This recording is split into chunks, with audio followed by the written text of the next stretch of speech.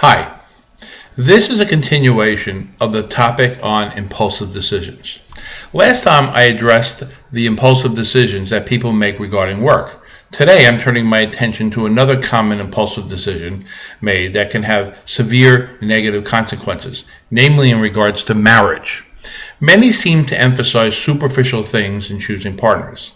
Marriage is the ultimate personal commitment, and often people choose to commit but are not quite ready for it.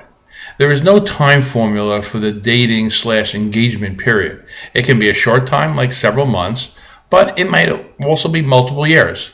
I lean towards a longer period since it is very important that people understand and know extremely well the person that they choose to commit to if the desire is a permanent bond.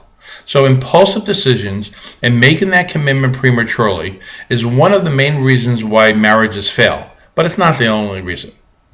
I offer a strict criterion for marriage.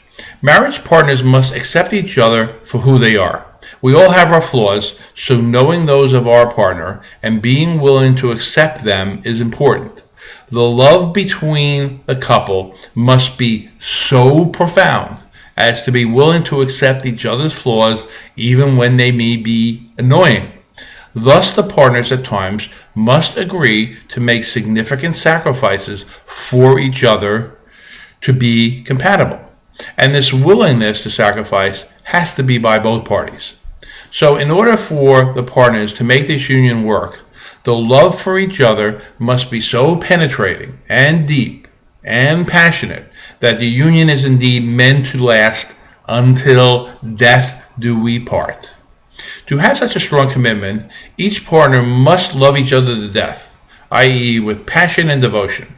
I think that one of the top reasons why marriages fail is that either one or both of the partners were not quite ready, they were not quite there yet on this ultimate, pure, sacrificing love necessary to make for a permanent union. Sometimes I ask one of my engaged friends, do you love her to death? And you know what? They hesitate. And I get this very bad feeling. People impulsively get married for the wrong reasons, like responding to pressures from others like parents, friends, and even the marriage partner to prematurely tie the knot, while this commitment that I'm referring to is not present for at least one of the parties. People don't have to be exactly alike to get along, but the flexibility to make allowances for each other must be present for a marriage to work. People get married for many reasons, including special companionship and raising children, and sometimes it's economic factors, but sometimes they push these concepts ahead of the reality of uncertainty of the absolute commitment. You could be uncertain about how your marriage will turn out. That's kind of normal. But if you are uncertain about your absolute commitment, then this is an impulsive decision with great risk. There exists another danger after people get married. Because of the aforementioned flaws, married couples will typically have problems. What couples don't have problems?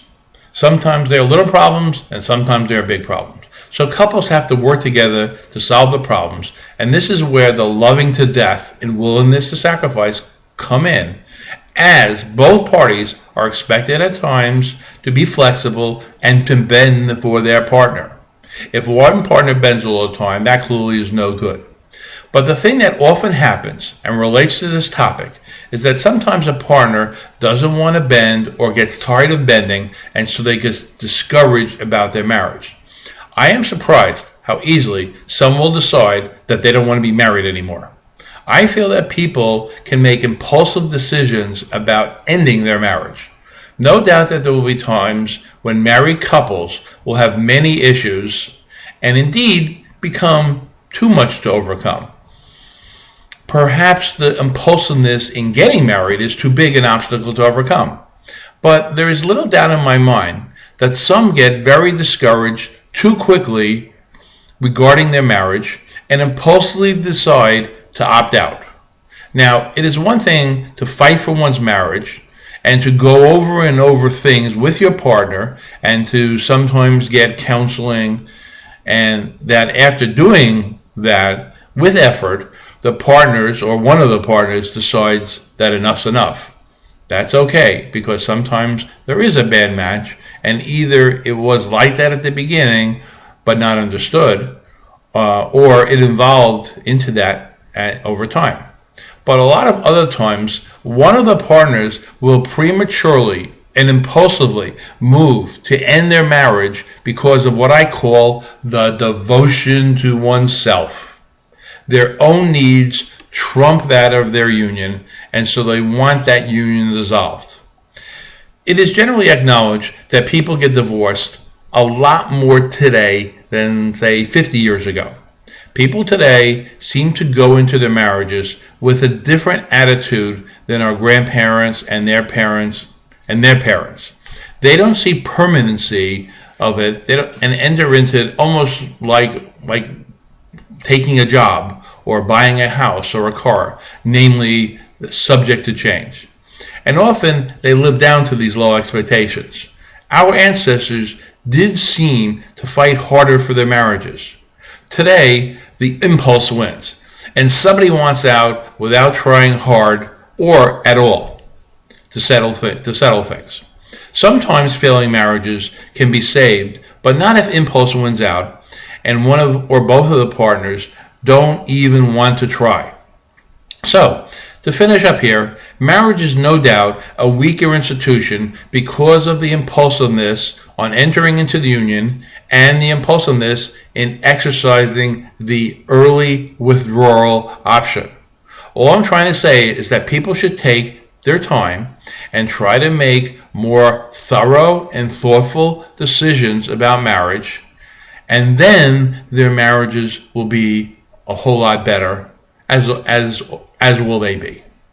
So next time, we will explore one final example of a significant impulsive decision. It's what I call impulse buy. Thank you very much.